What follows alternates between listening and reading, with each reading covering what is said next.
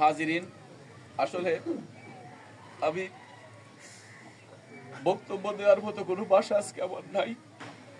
শুধু একটা কথাই বলবো, আল্লাহ রাব্বুল আলামিন বলেছেন বিসমিল্লাহির রহমানির রহিম, মিনহা খালাকনাকুম ওয়া ফিহা নুঈদুকুম ওয়া মিনহা নুখরিজুকুম তারাতান উখরা।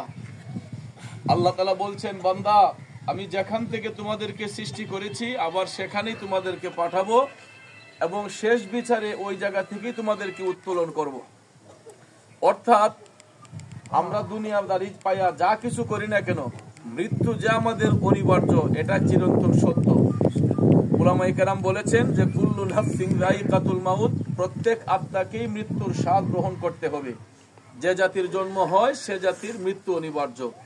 তবে মৃত্যু এমন একটা জিনিস, কোন সময় কার কাছে কখন আসে এটা কেউ গ্যারান্টি দিতে পারে না।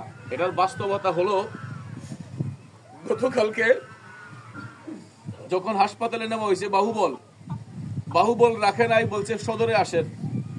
সদরে যখন ওনাকে নেওয়া হইল, আমি সর্বক্ষণ সাথে ছিলাম।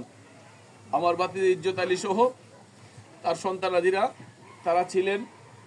আমি ফকির ভাইকে দেখাও তখনও মনে হয় নাই যে ফকির ভাই ওই দিনটি শেষ দিন।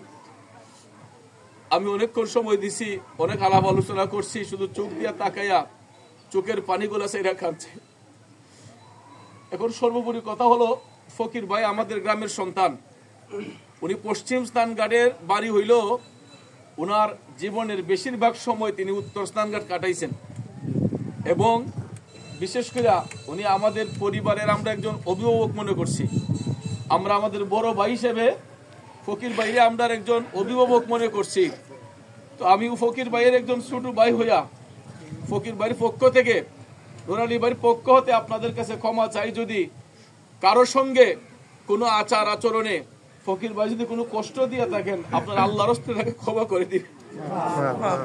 আর যদি কেউ কোনো পাওনা দানা থাকে, আমি উনার ভাই হিসেবে, উনার পরিবারের পক্ষ থেকে আমি উনার ভাই হিসেবে, উনার একজন অভিভাবক হিসেবে আমি আপনাদের সমস্ত লেনা দেনা আমি পরিশোধ করব ইনশাল্লাহ। আপনারা যদি বলেন এখনই পরিশোধ করব, যদি বলেন না ইনশাল্লাহ আপনাদের পরবর্তীতে শোধ করে দিবেন, আমি তাও দেব। আর ফকির ভাইয়ের চলাচলিতে আপনাদের কারো মনে কোনো কষ্ট হয়ে থাকলে আল্লাহর হস্তে মাফ করবেন। আর আমার জানা মতে আমার ফকির ভাইকে আমরা ছোটবেলা থেকে দেখছি, ফকির ভাই কোনোদিন কেউ সাথে ঝগড়া করছে কোনোদিন ঝগড়া করছে না। এবং আমাদের বাড়ির মধ্যে প্রত্যেকটা দিকে তাকাইলে, চার দেয়ালে তাকাইলে শুধু ফকির ভাইয়ের স্মৃতি।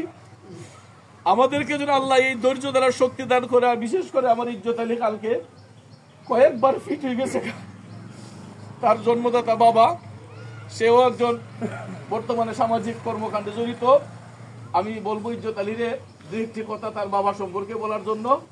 আর শেষ পর্যায়ে কত হইলে গিয়া 2-1 মিনিট যদি দেরি হয়, আমার বড় ভাই ঢাকা থেকে পাগলই আইতেছে, রাস্তার জামের কারণে একটু দেরি হয়েছে।